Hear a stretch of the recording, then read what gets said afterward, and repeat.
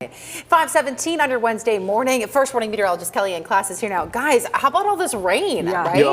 Yeah, it's been dreary over the past couple of days, and those thunderstorms have been lingering for a really long time, creating the potential for some flooding. We had a flash flood warning yesterday in parts of Orange County. Now, as you step out the door, there's no flooding on the roads, but this afternoon, again, with those slow-moving, intense storms, we could once again see some localized flooding across Central Florida. And still, the system responsible is this area of low pressure. It's no longer a stalled front, but an open wave, essentially. So just meaning that there's a piece of energy right above us, which is allowing for showers and thunderstorms to hang out across Central Florida and really South and Southwest Florida over the past couple of days. And now again today, because of that extra piece of energy, once again, we're looking at about a 60% coverage of showers and thunderstorms. And this morning, some rainfall. Right now, the only rain that we have is for parts of the metro and our coastline. In Lake County, we're tracking scattered rain from Claremont down to Bay Lake, pushing to the southwest of the turnpike. But even in Ocoee, Apopka,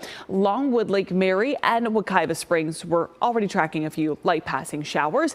And in Flagler County, some pockets of heavier rainfall right off the coast are beginning to quickly make their way onshore and into your inland locations, I-95 spots. So this morning, as you get the kids ready for school, we'll be watching that radar. Again, a couple of showers are possible. Then when you pick the kids up from school, yes, we'll track some rain again, couple of thunderstorms, and temperatures today warming up into the middle and upper 80s. Now today we're going to track scattered rain, scattered thunderstorms. So once again, we're going to be watching the potential for some localized flooding just because we'll have some of those heavier downpours staying over a location over a long amount of time, which could create a quick 2 to 4 inches of precipitation with some locally higher amounts, indicating that flooding is certainly possible. Now today, if you're heading out to any of our attractions, just make sure you have that poncho handy. Looking ahead to tomorrow, we'll track some morning showers again across our coastline. Then tomorrow afternoon, scattered rain and scattered thunderstorms. But we do have changes for the weekend.